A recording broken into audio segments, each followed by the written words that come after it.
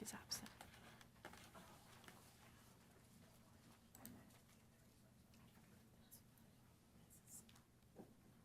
Do you want to go do him? Yeah, just give me 1 second. Okay, we're ready when you are. Okay, it's 6 o'clock, and so we're going to get started. Hello to the few of you who are in the audience. It is Wednesday, 6 p.m., and this is the regular meeting of the Encinita City Council. It is February 23rd, 2022. May we please have a roll call? Yes. Councilmember Hensy? Here. Councilmember Crayons? Here. Councilmember Lyons is absent. Deputy Mayor Mosca? Here. And Mayor Blakespear. Here. Record will show that all members of the City Council, with the exception of Councilmember Lyons, are present. Okay, thank you. The first thing we have is the Pledge of Allegiance. I invite you to join me. Ready? Begin. I pledge allegiance to the flag of the United States of America and to the republic for which it stands, one nation, under God, indivisible, with liberty and justice for all. I think we were a bit off in our chorus there on the Pledge of Allegiance, but we all said it at our own speed. Okay, next we have a special presentation in honor of Black History Month proclamation, and I'm wondering if anyone is here for this proclamation. Because if not, I will read it from here, but not go over there to present it to anybody. I don't see anybody. Councilmember Hensy, do you know of anybody who is planning to come for it? No? Okay. Okay, so this is a proclamation from the Office of the Mayor of the City of Encinitas and signed by the City Council. So whereas during Black History Month, we celebrate the contributions of African Americans and center Black history as American history and our economic, scientific, cultural, spiritual, and political development. And whereas Black History Month grew out of the establishment in 1926 of Negro History Week by Black historian Carter G. Woodson. The week in February was chosen because it coincided with the birthday of both Abraham Lincoln and Frederick Douglass. And whereas the 2022 national theme for observance is Black Health and Wellness, with the historic lens that the American healthcare system has historically underserved the Black community, the 2022 focus speaks to the cultural richness of non-traditional health and wellness practitioners. This theme will be collectively celebrated by focusing on familiar rituals and practices that many in the Black community perform to improve wellness. And whereas one of U.S. President Barack Obama's signature accomplishments was the passage of the Affordable Care Act, which improved healthcare for all Americans, including Black Americans. And whereas the observance of Black History Month calls our attention to the continued need to recognize that action and inaction at all levels of government and society has created inequities that demand our collective commitment in order to build a society that truly lives up to its democratic ideals. And whereas the City of Encinitas continues to be committed to building an inclusive community in which all citizens, past, present, and future, are respected, recognized, and given the opportunity to thrive. And whereas the City of Encinitas is proud to honor the history and contributions of Black Americans in our community, throughout our state, and in our nation. And therefore, be it resolved that the Mayor and City Council of the City of Encinitas, California, hereby proclaims February 2022 as Black History Month and encourages all residents to celebrate our diversity and continue our efforts to create a world that is just, peaceful, and prosperous for all. So that's our proclamation for today. Now we will move on to oral communications. Okay, we have 6 at the moment. I'll call you 3 at a time, and you do have 3 minutes. Stephen Lord, Ellen Burr, followed by Peggy Walker. Or Ellen Bourne, sorry, excuse me. Hi, Stephen Lloyd. I'd like to draw the City Council's attention to the damage that's been done to many people in Encinitas from the lockdown and the mandates imposed by the city and the state. And I think we need to look at some sort of reparations that could be done to the cities, for the citizens of Encinitas who've been impacted by these lockdowns. We know that domestic violence has dramatically increased during the lockdowns. We know that the women and children have been abused because of men being stuck at home in difficult situations. We know that alcoholism has gone up. We know that teenage suicide rates have gone up. We know that people have lost jobs, people have lost businesses. Children who've been masked, particularly young children who've been masked and can't see other people's mouths, have difficulty in developing language skills. So there's been a lot of damage that's been done, and I think the city needs to start some sort of conversation. Perhaps a committee should be established to look into what the city can do to bring about some sort of reparations and help people recover from these mandates. So a couple of weeks ago, I brought to the City Council's attention that these mandates were not of any particularly good use, that the fairly definitive study for Johns Hopkins showed very little, if any, benefit from almost all of the lockdown mandates that were imposed, and in fact are still being imposed in our schools. So I know the city is interested in the well-being of everybody in the city, and I think it would be a good thing for the city to put together a committee of citizens, perhaps some people from the sociology areas, people who are interested in suicide. There is also, I should probably mention, people who've died from the mandates. People who did not go to hospital because they were afraid to get their cancer treatments. So there's been a tremendous amount of damage and emotional damage. You know, I lost my father. I wasn't able to go to his funeral because of restrictions that we had. I know of other people who've had similar losses with family members. So I don't know what the city can do per se, but I think we need a conversation, and I think we need to put together a committee of people who have some knowledge of these areas. So people involved in suicide prevention, people involved in domestic violence, people involved in treating alcoholism. What can the city do? I mean, I am sure the city's going to say, well, it's not our fault, but you know, that's not the issue, is it? I mean, damage has been done, and I think the city should look at some sort of reparations and some sort of way of helping out people who've been injured. Thank you very much. Thank you. And we're sorry about your father.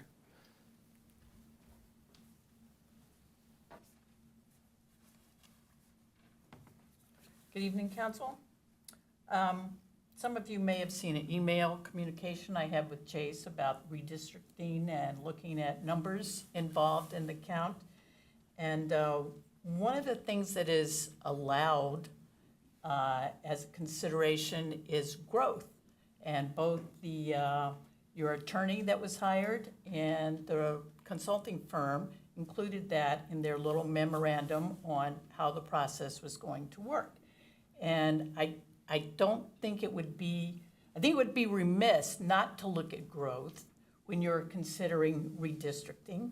And I especially think we should have that information anyway when we are looking at all the progress in programs and projects that continue to be ongoing in the city. It's nice to know how many people you're gonna living where, and how many cars are going in and out of that intersection or that entrance when you're making that sort of plan. Of course, I don't know if we ever got the transportation modality guru that we were supposed to get at the beginning of the year. So maybe we're waiting on that, but I think it would be of value to know what the growth looks like, where it's going right now in the future. And other than that, I'll speak to you later. Thank you. Next speaker is Peggy Walker, followed by Carol Serling, Geraldine Kessler, and then Ann Cowens. Good evening, Council. I came tonight as an environmental advocate and representing San Diego County Tobacco Control Coalition to ask your support for a new Assembly Bill, AB 1690. This is a new bipartisan bill just introduced into the legislative cycle, and it will ban single-use smoking products.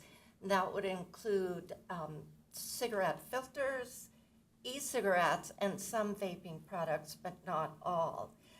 It bans these to protect the environment. Unknown to many, tobacco filters are not biodegradable.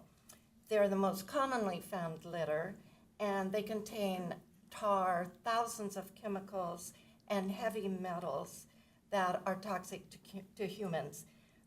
These toxins cause a variety of diseases, from inflammatory lung disease to cardiovascular disease to cancers. The chemicals and heavy metals also leach into soil and water sources, posing a threat to animals and plants. Not only does this litter threaten fragile ecosystems, it is also extremely costly to clean up. The city of Los Angeles estimates it costs about $19 million a year to clean up cigarette filters or cigarette butts. AB 1690 also targets vape products which, although advertised as disposable, contain batteries and fluids that damage the environment. Reusable, rechargeable vape products are not included. One of the co-sponsors of this bill, or the strong supporters, is our own Tasha Horvath. The bill currently is under review by the Health Committee, the Assembly Health Committee. So as a city that's always been very sensitive to environmental and health issues, I would ask you as a council and a city to please ask our state legislators to support AB 1690. Thank you. Madam Mayor, I'm wondering if we could have maybe our Environmental Commission look at supporting AB 1690. This is something I think other members of the public have talked about. The collection of cigarette butts near our beach is a big issue, and this would address that, and I think it's something that we should look at, and perhaps the Environmental Commission could look at it. Yeah, that's a great idea. We could ask them to make a recommendation to us. Does that work, City Manager? Thank you. Carol?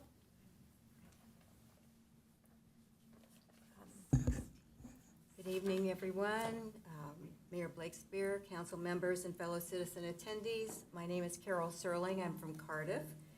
And I'm here tonight really to protest the Equity Committee.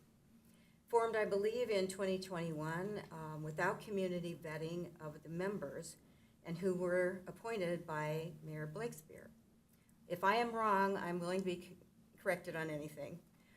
I would like to request that a special council meeting be scheduled soon, to which interested Encinita citizens can come and meet all the Equity Committee members, hear statements from them, learn about their qualifications, their political affiliations, their goals, and be able to ask questions of the members directly. So far, what I've seen and heard about the ideas of this appointed committee appears to be quite rogue, highly partisan, and politically ideological, having to do with such subjects as policing and housing. This unelected committee appears to be composed of questionably qualified public safety and housing-focused individuals. I think we citizens deserve to know more about such people who now have power to make and influence consequential choices and decisions for an entire city. The need for this committee is, to me, completely fabricated and serves mainly to advance a DIE, diversity, inclusion, and equity agenda, and possibly the mayor's personal political agenda. Once anyone starts invoking the ideas of DIE, I immediately know we are talking about situations in which white liberals are seeking absolutions for sins they never committed, and liberals of color are seeking empathy for injustices they never endured. By example, recently, the idea of seeking to pay reparations to minorities in the form of housing grants was suggested at the February Equity Committee meeting, and I believe this would be a highly partisan effort and blatant misuse of taxpayers' money. What is really going on in this committee? There appears to be a lot going on in the city that is not known by the vast majority of Encinitas residents, and I believe it is time for transparency to be the value most advanced by this city council, and not the pet projects and DIE agenda concerns, which currently seem to be receiving an unwarranted degree of attention, time, and ultimately money, possibly, without Encinitas residents' knowledge or approval. Again, I ask that a special, well-publicized council meeting be convened to allow Encinitas residents to meet and speak with the mayor's handpicked members of the Equity Committee, and ultimately make a decision about the efficacy of even having this committee in the first place. Thank you. Geraldine? And then Geraldine will be followed by Ann, I believe it says Callens.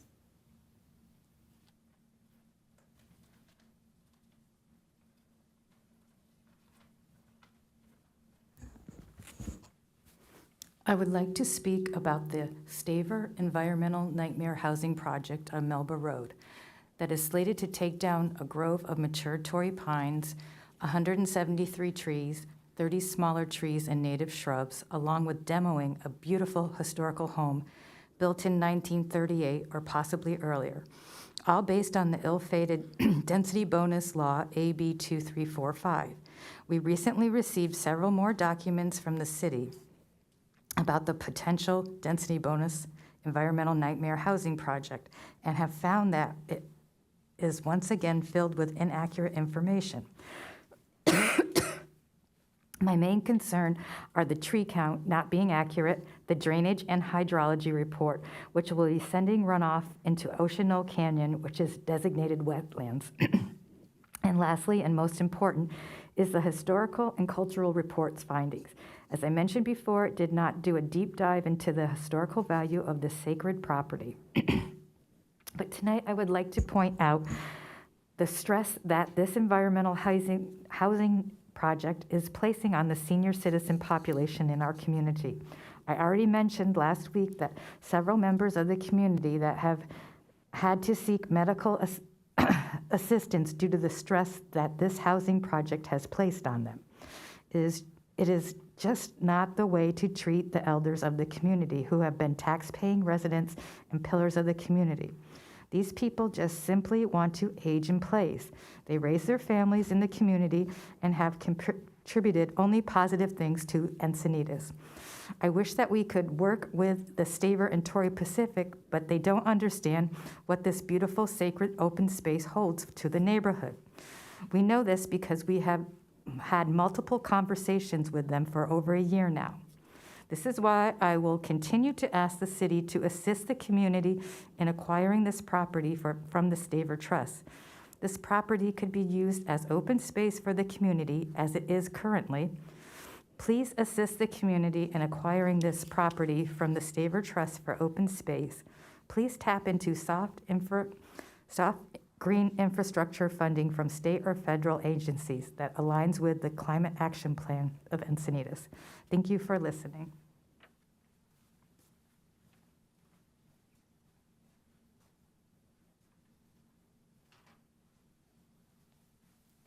Hello, my name is Ann Collins. I'm a mother of a young baby and someone who is concerned what the future structure and restrictions look like regarding the legalization of marijuana.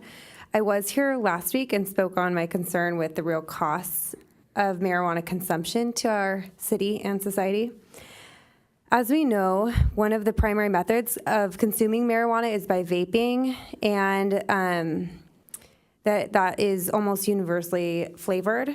There's a recent survey suggesting that more than 1 in 4 high schoolers are vaping and that more than 1 in 10 middle schoolers vape. This is a generation of kids who most likely would otherwise never have been smoking cigarettes.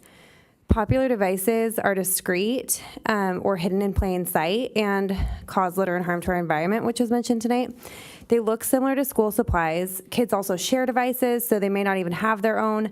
And a national group called PAVE, Parents Against Vaping and E-Cigarettes, provided a webinar this morning for parents. I would like to share with you, the City Council, and any listening parents and adults that care about youth, the 10 signs that children could be vaping. Number 1, changes in eating habits, nausea, gastrointestinal issues, and weight loss. 2, a sweet smell in their room or on their clothes from the flavored aerosol. 3, the use of candles or room freshener to disguise that smell. 4, dry mucous membranes, nose, throat, and mouth, resulting in drinking more, craving more salt or spice, having nosebleeds and mouth sores. 5, unusual items like colorful plastic caps, extra USB drives, small highlighters or pens. 6, secretive attitudes, closed doors. 7, changes in sleeping pattern. 8, pneumonia, raspy cough, shortness of breath, increased lung infections and chest pain. 9, heightened caffeine sensitivity, jitteriness, anxiety, irritability, mood swings, and anger. 10, frequent excuses to use the restroom or go outside. I believe that following all emerging evidence of the vastness and danger of these products is vital to you're continually creating regulations to manage access in the city. Being forewarned is being forearmed to prevent or interrupt this health-changing behavior, or as one doctor said, the catastrophe of smoking-related diseases. Thank you for your time. Mayor, that does conclude oral communications. Okay, thank you. Thank you for the public comments.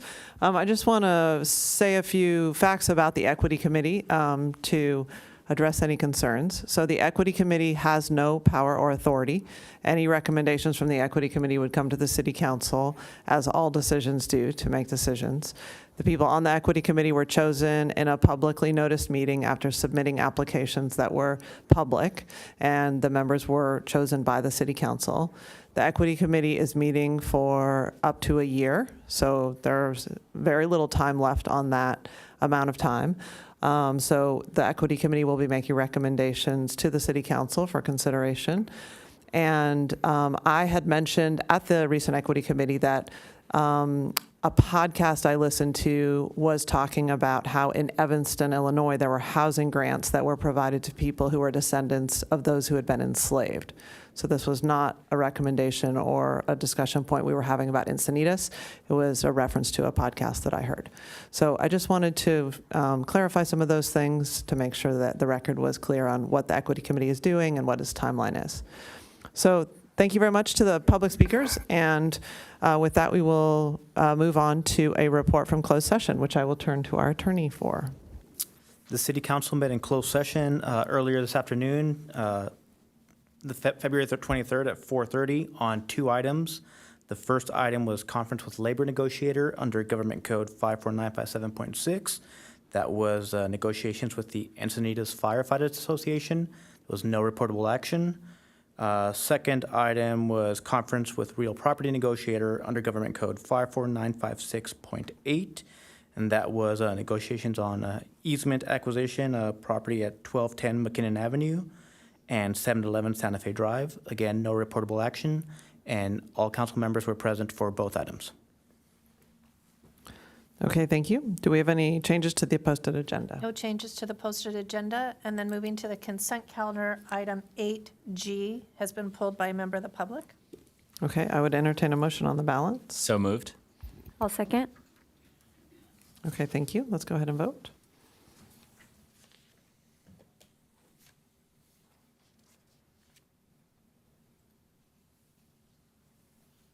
Motion carries unanimously with Councilmember Lyons absent. That now takes us to item 8G, and our speaker is Ellen Burr. Okay, Ellen, if you'd like to make your comments. Yes. If you failed to plan, you plan to fail. This bridge was included as part of the application for all of the work that's being done in the San Alejo Lagoon and the funding of that project. I brought this to your attention 3 years ago. There is still no plan for this bridge. However, you will have spent over $1 million on small repairs on this bridge in the interim. This is something that is actually your responsibility as opposed to catalytic converters and ghost guns. This is a 90-year-old bridge. With the dredging of the lagoon, the tidal surge is much stronger than it used to be, and the length of time that the support structures are exposed, both higher levels to salt water and lower levels to the air, is greater than it used to be. Last week, NOAA came out with a projection that within 30 years, the sea level rise will be at least a foot. You need to get started on doing something about replacing this bridge, as the city pledged to do, in order to get much work and much money spent, all taxpayer money.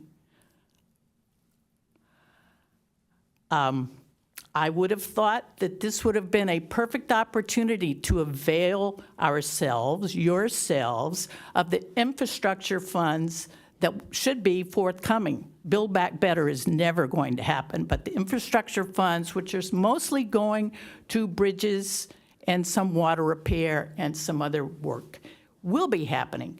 But I don't think we are not even shovel-ready. I don't think they're asking for shovel-ready.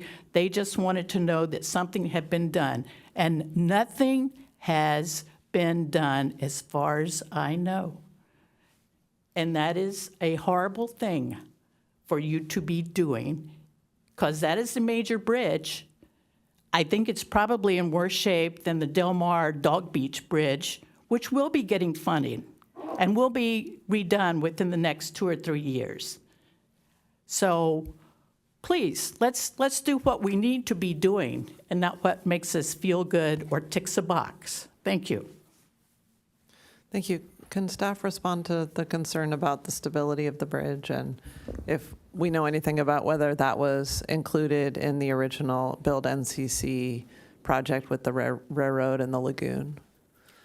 I don't believe it was included in the original Build NCC program. The city has taken steps to do our initial legwork to get it funded through the Federal Highway Bridge Program. So we've submitted our application for funding to do a full analysis as to whether rehabilitation is enough for that bridge or a full replacement is needed. So we've made the preliminary cut, and we are teed up, and we're looking carefully at the upcoming bridge infrastructure funding that's coming down the pike. So yes, we are looking forward to get some money for that bridge. Okay, thank you. Councilmember Krantz? Yes, I would say in my recollection of conversations over the last 10 years or so that bridge has never been discussed. So, you know, I think it's overdue. I tend to agree that, you know, that we did have a subcommittee for sea level rise, and that was that stretch between the campgrounds and Seaside Beach is the most vulnerable to sea level rise. It has some critical sewer pump stations and other things. So, you know, I agree that it's time to, you know, accelerate the pace at which we analyze that bridge. I also would like to say, though, that, you know, the idea of trying to repair that bridge, to me, is the wrong approach. I know that it is a bottleneck for anything related to mode shifting of mobility modes.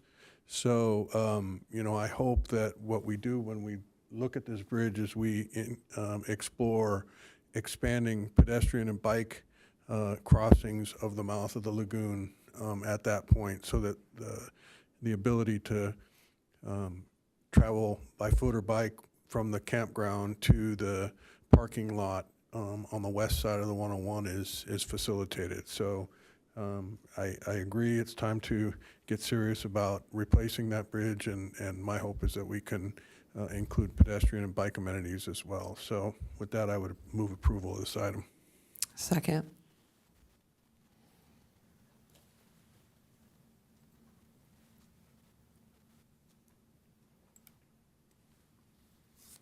Motion carries unanimously with Councilmember Lyons absent. Okay, thank you. Now we are on to item 12A, which is a council-initiated item from Deputy Mayor Joe Mosca regarding an ordinance prohibiting the unlawful possession of catalytic converters in the city of Encinitas. So I'll hand it over to the Deputy Mayor. Oh, thank you, Madam Mayor. And so what you have before you is an item on catalytic converters. We've seen the increase in numbers of catalytic converters in the county of San Diego going up, the amount of converters that are stolen. These catalytic converters are essentially exhaust systems, and when they're stolen off a car, it's about a $2,000 loss to the victim. And we've seen an increase in these crimes. And so with this ordinance, which actually was first introduced to the city of Carlsbad, they put together an ordinance that passed legal muster and actually seems to be effective. And what it would do is try to decrease the amount of catalytic converters that are stolen by making it illegal to possess a catalytic converter unless you can prove that it's yours. What the problem in the past has been that people that have catalytic converters, sometimes you can't find a victim to these crimes, and it's very hard to determine whether or not the catalytic converter actually was owned by the person. So what the ordinance does is says that regardless of whether there's a victim, if there's a catalytic converter and you cannot prove that it was on your car or you own it, then it can be prosecuted by the city attorney's office. And so I think that this is going to make a difference. The goal of this would be to decrease the number of catalytic converters that are stolen in our city. And this is essentially modeling ourselves after ordinance that was passed in the city of Carlsbad, supported by the Carlsbad Police Department, and has been effective in their city. And so there's very little work that we have to do because the ordinance has already been drafted by the city of Carlsbad. But what I would do is, what I would suggest is that we direct our city staff to mold that ordinance to meet the goals of our city, and then bring it back to us when they can at the earliest convenience. Okay, thank you. Do we have any public comment on this? No, we do not. Do we have anybody on council who wishes to speak on this? Yes, Councilmember Krantz? Yes, I would say thank you very much for bringing this. I was pleased to see Carlsbad did this, and I'm glad we're following behind. I own 2 Priuses, which makes me quite a target for catalytic converter theft, and I've been worried about it. So I would like to move that we take the necessary steps to notice this and get staff to present us with an ordinance. And I'll second that. Okay. Well, let's go ahead and vote.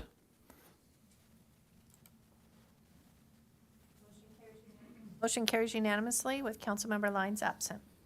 Okay, well, that was fast. Nice job, Deputy Mayor. Okay, so we're at the end of our meeting now. Well, that's a record. That is a record. Do we have any council member reports? City manager report? City attorney report? City clerk report? I have about a 2-hour, I'm just kidding, I have nothing to report. A 2-hour report from the city clerk. Do we have any open commission spots that we're currently advertising for? We do not. Okay. Okay, well, in record time, just after 6:30, we're adjourned.